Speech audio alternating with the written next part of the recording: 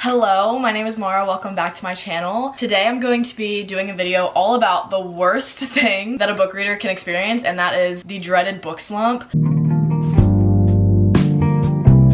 Book slump, if you don't know what that is, it literally just means that you've been burnt out from reading and for whatever reason, you don't like the books that you're reading, you have no motivation to read, and it feels more like a chore, which sucks because it shouldn't feel that way. Luckily, fingers crossed that it doesn't jinx me, but I haven't had a book slump in a minute. I feel like I have a lot of genres on my hands, so I'm able to jump around a lot and feel like I am enjoying the books that I'm reading because I'm not just reading the same type of thing over and over again. I will say though, this video is completely about how to get out of a book slump, my personal tips that kind of help me with it, and then also some book recommendations for you guys so that if you are in a slump or if you're in a slump in the future, you have recommendations at your disposal that you can use at whatever time. Whenever it comes in handy, this is for you. So save this for later in case you need it. If you're in one right now, I hope this helps you get out of it. But I haven't been in one in a while, but these are usually the things that get me out of it. Book slumps can be started from being over reading a certain genre. If I read a lot of like thriller mystery books, because that isn't my cup of tea, that will definitely burn me out and make me not want to read anything else. Even if you wiggle like a hockey romance book in front of my face, I'm gonna be so drained from reading books that I didn't like that I'm not gonna want to read that, even if it's my favorite genre. Book slumps can also be made just from like crappy books that you didn't love, but they can also be made from reading a really good book and then feeling like no other book can compare. That happened to me after I read Fourth Wing. I loved it so much that nothing after it felt like anything that I actually wanted to be reading. It just felt like every book was kind of subpar. That also sucks because I'm being punished for not liking a book, then I'm also being punished for reading a book that was really good, and it's like, where's the middle ground here? I just want to be able to read and have fun.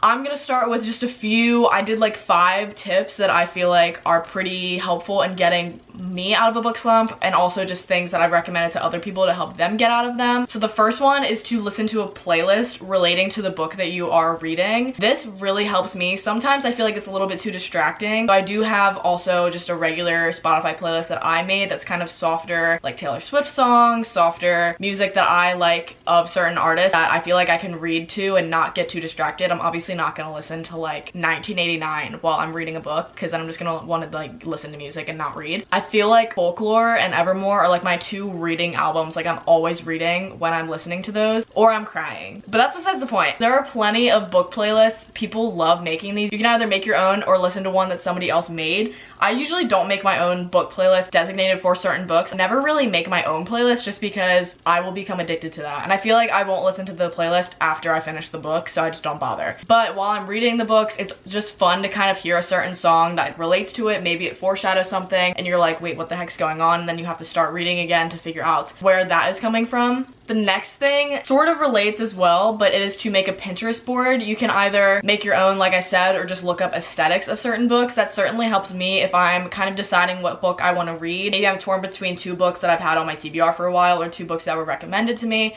I'll just go on Pinterest and type in like Magnolia Park's aesthetic and just look at that and see if I like the vibe. Or I'll put in, you know, like this character face claim and just see like who the fan cast is, because sometimes that also just helps me picture everything a little bit better. It makes me feel like I'm more immersed in the story and not just reading words on a page. Third tip I have is to read something out of your comfort zone. Like I said, I'm not a huge thriller girl, and I know that for a fact. I don't usually go and seek out that kind of genre just because I feel like I can't really have a connection with the characters in that way. But there are certain thrillers or mysteries that I do think I could enjoy, and I do buy those for myself. Maybe I'm reading a lot of romance and I'm just kind of getting bored of it. In that case, I would maybe go pick up a thriller or a mystery just to put something else in my brain, try something new, or I'll just try a different subplot. So normally I'm not a huge small town romance girly either, but if I'm reading a book that's kind of all sports romance and I'm just kind of reading the same thing over and over, maybe that's when I dabble in a small town romance book just to try something new and have a palate cleanser. And then of course I go back to my sports romance, because if you know me, if you've been watching my videos, that's like 10 out of 10. I eat that up every single time, and that will always hit. But sometimes I just read too much of it and I need a break, and that's totally fine. I totally forgot to include one of the best tips, which is to reread one of your favorite books, because if it ate one time, it's gonna eat again.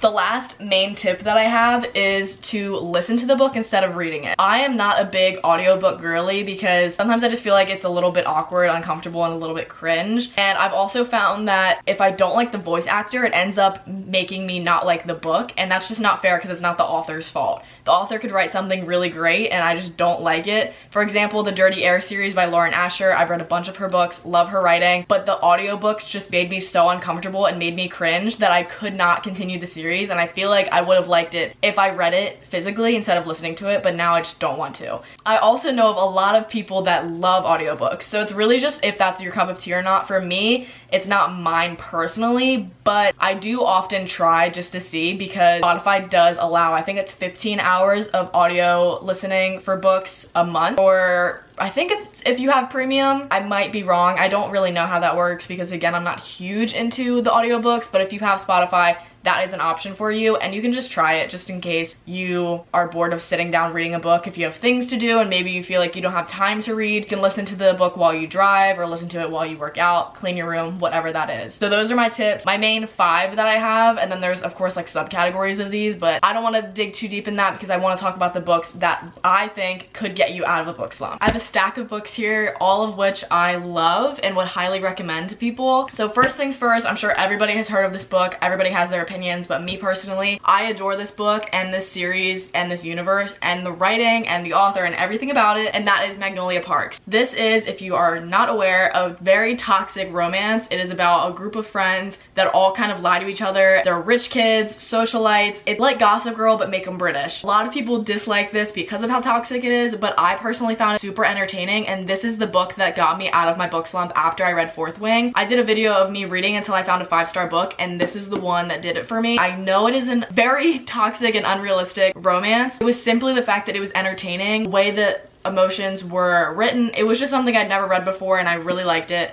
As you can tell, she's very tabbed up. Any book by Sarah Adams I love. My favorite is actually not one that I have. I read it as a library book last year, and that was The Cheat Sheet. It is a friends to lovers romance. Super cute, super sweet. I really liked it. All of her books are pretty short, as you can tell, and they also don't have any spice in them. So if that's not your thing or you kind of want a palate cleanser, I would definitely recommend her books. Anytime I recommend her to people, people love the books. Then of course, I've talked about this a few times already, Fourth Wing. If you like fantasy, I would highly recommend this one. This, however, I feel like is a great introduction to fantasy. So if it's something you want to get into and you want to try a new genre and you want to try fantasy, I would start here. I love ACOTAR. A lot of people do, but it is a lot of politics and it is a lot going on. It's a big commitment because it is a 5-book series and they are all pretty long except for A Court of Frost and Starlight, which is like 200-300 pages. This is a little bit longer too. This is 500 pages, but the chapters aren't super long. I feel like this lays everything out really well, and I never found myself confused, and it's still a very hot topic, so if you want to get in the know of all that, go ahead and read Fourth Wing.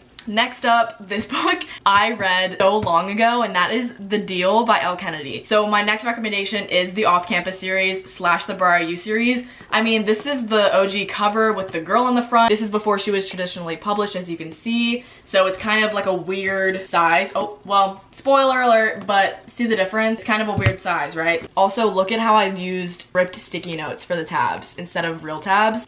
That's how you know this book is old. Look at how nostalgic this is. I love this series. It's hockey romance. This one in particular is my favorite. This is the first one. It is following Hannah and Garrett Graham. Garrett plays hockey for Briar U, and Hannah is trying to win over her crush and basically offers to tutor Garrett so he can pass his classes and continue to play hockey for the school without being suspended from the team. And he suggests that he will help her get a date with the guy that she's into, and then of course doesn't always work out that way. It is a romance book, so you kind of know what happens there. But this was just so fun. I recommended this series to so many people too. This really got me into reading when I started reading again a few years ago, and the new covers are out right now with sprayed edges, and they are gorgeous, and I wish that I had them. I kind of want to rebuy them just for decoration. These are honestly nostalgic, and I like these covers. Next up, of course, is Icebreaker, but more so just any book by Hannah Grace. These are the only 2 that she has out right now. You guys know I adore this book. Icebreaker I recommend to everybody. I've let people read it and like use it from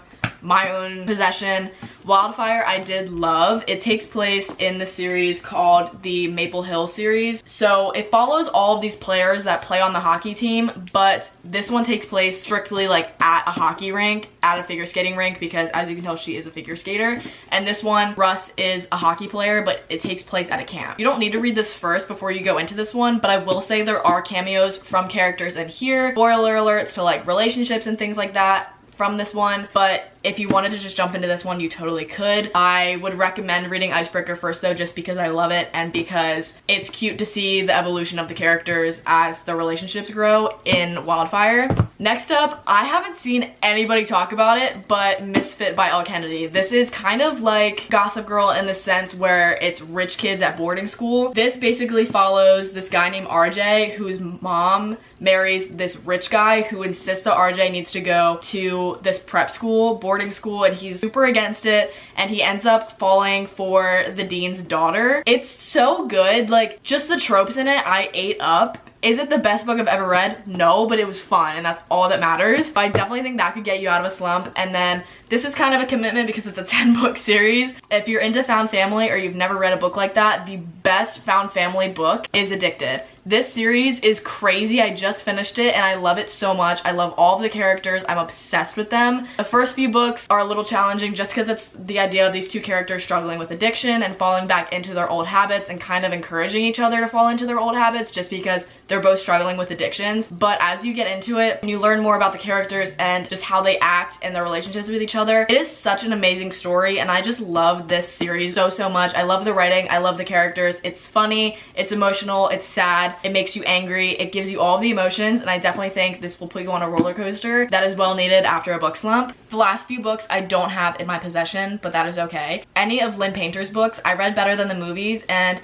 I liked it. I didn't love it, but it is a cute, easy read, kind of like Sarah Adams books where there's no spice. It's just kind of vibes and like cutesy writing. But a lot of people love Lynn Painter's books. I've only read that one. I want to read some more, but I have so many books on my physical TBR I need to get through first. But I will say that is another easy read, palette cleanser type book that I would recommend. If He Had Been With Me is a very emotional book. It is so good though. I recommended this to a bunch of people as well. Really heartbreaking story, but just so good. Powerless by Lauren Roberts is the only book on this list that I have not read. I've been wanting to get it for a while, but every time I try to, it's sold out. This book is a fantasy that everybody seems to be obsessed with. It's a YA fantasy, so it's easier to follow than Fourth Wing in some aspect. Although, like I said, I don't think Fourth Wing is too complicated. But Powerless is a little bit easier. If you're a little bit worried, I'd start there and then go into Fourth Wing. I want to read this book so bad. I don't know too much about it just because I haven't read it yet. Every time I try to go and get it at Barnes, they're always like, we just sold like 15 of them right before you walked in. Haven't read it yet. This is one that I really want to read. I know it was a very popular book in 2023. A lot of popular booktubers have talked about how much they loved it and that it's been like a 6-star read for them. And then finally, The Right Move by Liz Tom Ford is another one that everybody seems to love. This is a part of the Windy City series by Liz Tom Ford. The first book is Mile High, the second is The Right Move, and the third is Caught Up. I read all of them and my favorite was definitely The Right Move. It is an amazing male character, an even better female character, and I just loved their dynamic, loved their relationship, loved seeing them grow and just how everything evolved. And I love seeing the cameos of other characters as well, even throughout the series, because I did read Caught Up, like I said, and that has characters from the first 2 books as well. Those are all of my book recommendations, all of my tips to get you out of a slump. I hope this is helpful. If it's not right now, I promise you, save it for another time and it will be helpful, because book slumps come out of nowhere and they suck, and I want to be helpful. I hope you guys enjoyed and got something out of this video. If you did, subscribe, let me know what else you guys want to see.